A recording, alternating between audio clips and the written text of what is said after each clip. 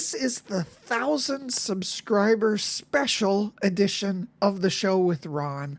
I am so surprised and so thrilled. I think we're actually up to almost 1,100 now.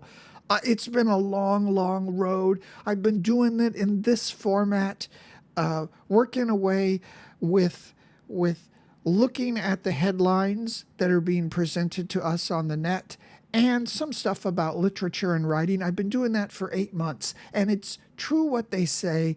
Don't worry about how many subscribers or anything like that, or how good your setup is. Just do the content, develop what you're trying to present in your way, develop your skills, and the people will eventually come. And thank you so much. Please like and subscribe. I'm so thrilled and I'm so happy. And I'll just start out, since this is the 1,000 subscribers special, I will start out by, again, maybe explaining why Drudge Report.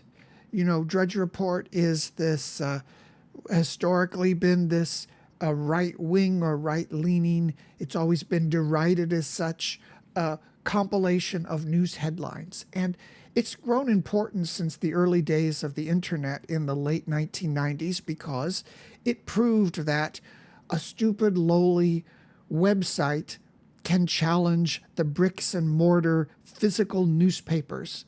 And of course, now, unfortunately, the internet has completely conquered them, and most newspapers don't print in a paper form at all. But back then, it was up in the air that some dummy with a web page, a single guy like Matt Drudge, could just put some headlines on a simple GeoCities style web page like this.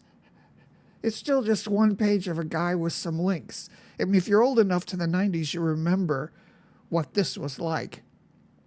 These kind of pages, people just put links. It was because there were no search engines then that were any good, and so you have to go to these hubs where people would collect links that they would find somehow. And of course, the story that was broken back then was the Drudge Report put all this stuff up about the Bill Clinton, Monica Lewinsky affair, their dalliances in the White House. And this was a subject that the mainstream media had decided they were just not going to report on. It wasn't important. Even if it were true, it wasn't relevant.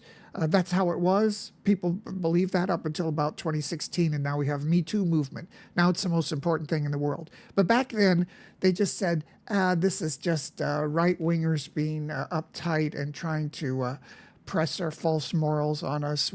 It's nobody's business if Clinton's having an affair with this very young lady who's in his employ in the White House. But Drudge, by putting these headlines out, forced this issue into the open and caused Bill Clinton a lot of trouble. So over the years, the Drudge Report has been derided because of that. I remember being in offices and having that screen just happened to be open and people going by and say, that's the worst thing in the world, what they did to Bill Clinton, this sort of a thing. But, and it's a rabble-rousing bunch of clickbaity headlines. It was clickbaity headlines before we had the term clickbait. And what's important about it is it's a microcosm of how the media these days tries to get us overexcited about the news, overstimulated, and maybe they want us to join in their parade. Everybody in politics wants that. They want us to march around with them and get really all upset and not be independent in our thinking. So what I've tried to do is just add a little commentary and some context to these headlines. Talk about it a little bit. Sometimes in a kind of a flippant way. I'm not wearing a suit and tie. My hair's not all cut like a newscaster. And it's we want to show our contempt for the forces in society that are trying to force us to be a part of their big causes. We want to think before we join. So let's get right to the headlines here. We have the 8th. That's Sunday. That's today for some of you. It's the 9th for some others of you. The big eclipse is here. Finally, I remember in the late 70s when the eclipse came to my town in the U.S. I'm standing in the backyard with my little pinhole viewer looking up at the sky, and the rain was just pouring down on my head, so I didn't see anything. Wait a second. Okay. War ending here. Israel withdraws from South Gaza. We've talked about here on the channel about how, Israel started out looking like the victim in this situation, but the way they conducted the war led to a lot of unease with what was happening. And certainly at first there was a lot of talk about how TikTok had corrupted a lot of youths to hate Israel, and that's absolutely true. Israel is a democracy that has been friendly to the West, but eventually the way Israel conducted the war, I mean, sure, it's an unforced error. We know, the world knows how people looked at all the U.S. military stuff that they did in the Iraq War and Afghanistan, and how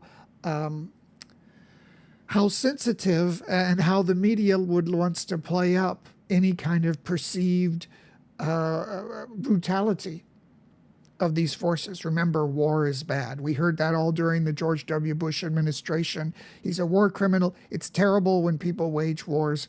I think maybe a lot of that's sunk in.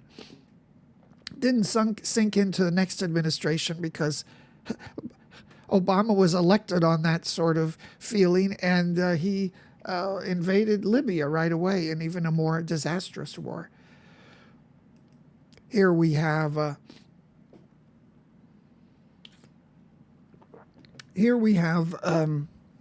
Biden warning Beijing against meddling in the South China Seas. They've been doing that a lot already. This is a long time they've been flexing their muscle.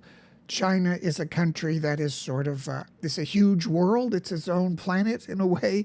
And it's been corralled by the United States and its allies for a long time. So China is flexing its nationalistic muscle. And they've done it, let's just say it, in a stupid way. They've done it by provoking and alienating all of the countries around in the South China Seas that should be allies. There's oil rights, this sort of thing, and all the stories you might hear about China trying to build up the little atolls to claim that area and then eject other countries like the Philippines to try to redraw the boundaries, the maritime boundaries. But this has just caused all of China's neighbors to retreat to the American camp. And what a mistake. See, if China were smart, which I guess it's not, China would say, all this little atolls and this little piddly oil that might be there, you can have it, the Philippines, but what we want, why don't you just end your association with the U.S. and let us have some port of calls for Chinese ships? Maybe we'll have a base there. They could do the same thing with Vietnam. You make friends. You use those assets to corral allies to you. That's much more important than flexing your nationalistic muscle. It's a mistake of these sort of authoritarian leaning governments.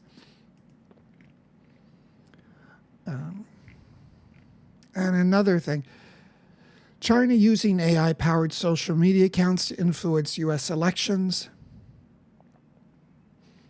This is a big issue in the U.S., probably overstated, but I think everybody notices things like this: anonymous users dominating right-wing discussions online. I think left-wing too, spreading false information.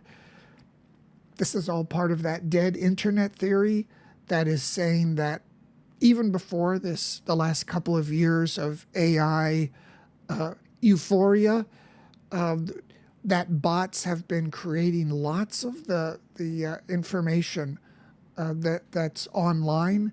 See all these horribly written news articles that aren't even checked for accuracy anymore, and lots of garbage web pages that are created. Like when you search for something, it's it's obviously written by a bot. So like there's a big introduction that restates the question really in a long way. So you've got to go past ads again and again. The internet is becoming clogged with garbage. How can you remember what it was like in like 1998, 7, 98, 99? So many people on forums sending back and forth information, and how fun it was to find new links. You couldn't find these links from the search engines because they just were not very good. Those days are gone. Woman who had abortion and then was pulled in for murder charges over that in Texas. They were all dropped. Now she's suing them. The Democrats hope this will be a big issue against the Republicans, who probably overplayed their hand on abortion. The Republicans tolerated Donald Trump as president because there were some kind of right-wing issues they were able to push through, and they did it by Trump was able to appoint a lot of Supreme Court justices. That's a whole big story. I covered it in a couple shows back. But the upshot was that they were able to overturn Roe v. Wade, the ruling decades ago that essentially allowed abortions to be legal. It didn't allow for a regulation of them by the states. And for decades, people had been plotting to get that overturned. They did it. And I will bring this up because it does look like that this issue is hurting Republicans in a lot of state and local elections. And the watchword that I've always explained to people, I used to consult a lot in U.S. politics, is liberty. At the bottom line, Americans like liberty. They like the liberty to have an abortion in the same way they like the liberty to carry and shoot guns. So any politician that encroaches on issues of liberty, you can make laws for other people, for the wider world, for overseas countries, but Americans like their liberty. And to the extent that Republicans have pushed too far on this abortion issue, they may have made a big mistake. This is an interesting article. It's behind a paywall. Generative artificial intelligence, simply a waste of our time and money. It's kind of a clickbaity article with a clickbaity title, but I think there's some issues that are true in it.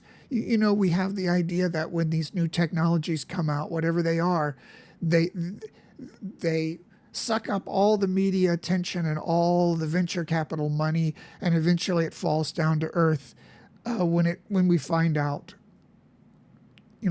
how they can really be applied, how important they actually will be. And they bring up this, in the 90s and several times past, we have virtual reality, the Facebook's meta world. We had, in the 90s, we had all those glasses that people would wear. Those glasses have come back. Those are always super hyped. They take up a lot of time and energy.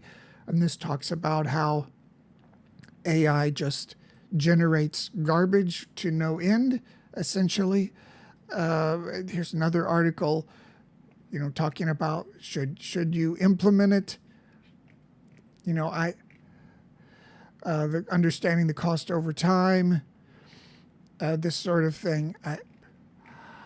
I'm waiting. I think you have to, if you're in a company, be careful, because some people will say, oh, well, let's just have one of these automatic talking bots that will do all of our customer service, and then we will not have to do that. People can recognize that, and they will not like it. Already almost all these tech firms have that, where it's a bot, a completely useless bot Those companies just want your money. They don't want to talk to you directly, and those bots can only direct you to help files that don't help at all. These are a couple articles, the last couple and this one, that are not on Drudge. I wanted to mention them just because they're very interesting, and they aren't examples of Drudge content, but Drudge links, because Drudge content is only links. But they are interesting, and I think worth pondering. Beware a world without American power. So, like it or not, the U.S. runs things in this world. We got bases all over. We pay for probably your defense. I don't know what country you're from, but we probably do. And, Americans can make a good case. You could say, well, wars are bad. Who cares about Ukraine? Why do we have to spend all this hundreds of billions of dollars every few months to protect some of the richest democracies in the world? Germany, Sweden, they have cradle-to-grave health systems and welfare, which the U.S. doesn't have, because we're paying for them. So you can make a case, who cares? But the bottom line is that the U.S. better do it, and the U.S. taxpayer has to do it, even though you don't want to, even though our national debt is $34 trillion, because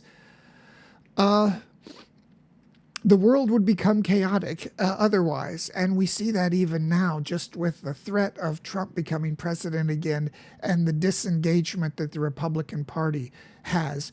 It's returned to its more isolationist pre-World War II roots that many countries around the world are making their move. We of course, Russia's become more belligerent. China has become more belligerent, threatening Taiwan. And Iran seems to be pulling the strings with what's happening in Gaza and attacks in the Red Sea. So the U.S. has to be fully engaged, or it's going to be a free-for-all. Even Americans have this idea that the world is naturally going towards a peaceful state. Well, we have all these international committees and lots of meetings where everyone shakes hands. But the reality is, the second that the boot of the U.S. is not on everybody's neck, it's going to be a free-for-all again. And we've seen that in what's happened in the world in the last couple of years. And if the U.S. doesn't do that, they may find themselves in a much more difficult world to navigate in the future. You got to make your peace and long beforehand. Yeah, I wish we could detach from the world. I'm probably a more. I heard all of the stuff that the media said with one voice during the George W. Bush administrations about how terrible it was, the wars in Iraq, Afghanistan. We can't have wars. People get killed. They're too expensive. He's a war criminal. I think that changed a lot of Americans' minds very slowly. So now when we have Democratic presidents, people on the other side of the aisle, engaging in exactly the same sort of wars, just like when Obama came in immediately after Bush, he engaged in the invasion of Libya. And there were actually lots of good reasons that you could go into Libya, and lots of good reasons you could think maybe that would work out. I could do a whole video on that too, about where the population is, who Libya is allied with, but Libya turned out to be a huge mess now, and it remains a mess. When it comes, it's a difficult thing for an American president like Biden to sell these wars, paying for these wars, cheerleading these wars to the American people. And Biden's in a difficult situation because his base, his left-wing base, doesn't seem to support particularly Israel in its war with Hamas in Gaza. Even though Hamas was the aggressor and took all those hostages. It's a tricky situation, but countries need to stay engaged to maintain this international order, such as it is. It could be a lot worse. Here was another article about it. I don't really think this is true. What's happening is this year is an election year, and Biden has to show he's being tougher on Israel to appease Americans both on the left and the right. And this is a huge change in typical American policy over the decades, where the U.S. supported Israel really no matter what. And finally, this. I always found that in the past, in my early days, months and months ago, when I was doing this show, anytime I mentioned RFK or he was in the tags, I got like 20 more views. And so I don't know. Someone must really like him, and they're looking to videos about him. As of course, this is the guy. This is Robert. This is the son of Robert Kennedy. Of course, the Democrats would think this should be a liberal icon, but instead he's a kind of a strange conspiracy theorist. He's a gadfly, maybe. He's somebody who doesn't really fit into the left. You would think he's more a right winger with some of these conspiracies about vaccines and everything. But so in this, I just noted this. This is I like when somebody comes up with a very concise context and explanation in these articles, which is rare. The whole necessity for this channel is to add context and commentary. But here we have this guy saying the hyperpolarization is the reason that a third-party candidate like RFK, with name recognition, see, because he's like JFK, everybody knows him, is such a threat at this time. So there are only 6 or 7 truly competitive states. So in the U.S. system, of course, whoever wins the most votes in that state, even if it's just by one vote, they win all the electoral members of that state. I know there's some exceptions, but in general, that's the explanation of it. So a lot of these states, they're either real liberal or real conservative. So the candidates can count on getting all the electoral votes from those states. And then out of those, the 50 states, there's 6 or 7 that are competitive. That's where all the advertising and campaigning happens in. And some of these states will be decided by as few as 10,000 to 20,000 votes. So anything that siphons a group of usually reliable voters away could be a deciding factor. And apparently the polling shows that it really is the left and Democrats that RFK could cut into. And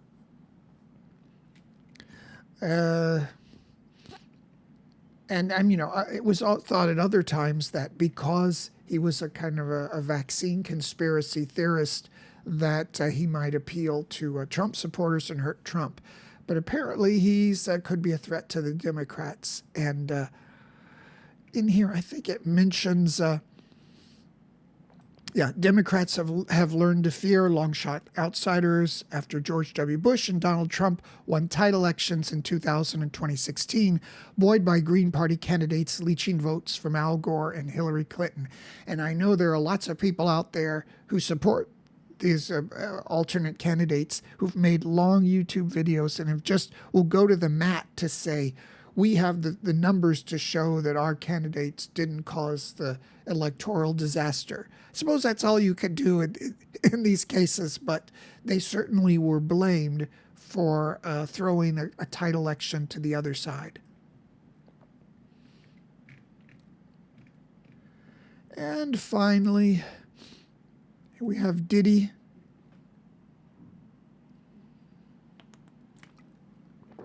Diddy appears to pray while wearing a top. Do men wear tops? They wear shirts or T-shirts. A top alluding to miracles after accusations. There he is. And this reminded me of, you know, the Simpson episode from one of the very best episodes. I can't remember the name, but Lisa walks by the room and sees Bart inside there, and he's praying, and Lisa says, "Prayer, the last refuge of a scoundrel." One of the all-time great funny Simpsons lines. And I think that's pretty good. The other thing we talk about on this channel is literature, how to write, writing, really good books you should read, maybe instead of signing up for all this crappy streaming junk. But one of the books you might want to read is my book.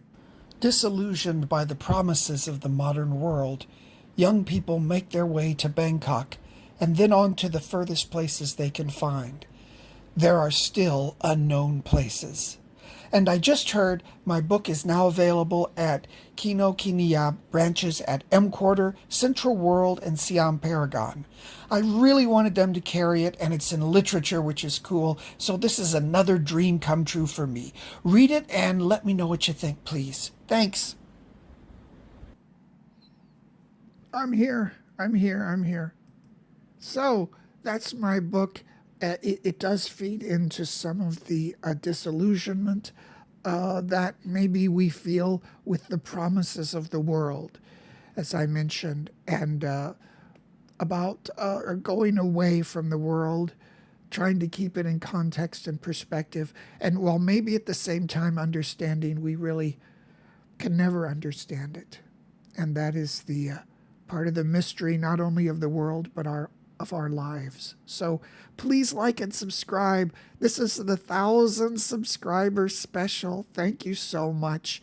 Tweet this out or let other people know about it. There's plenty of interesting stuff on the channel. The channel is The Show with Ron. Thank you. I'll see you tomorrow.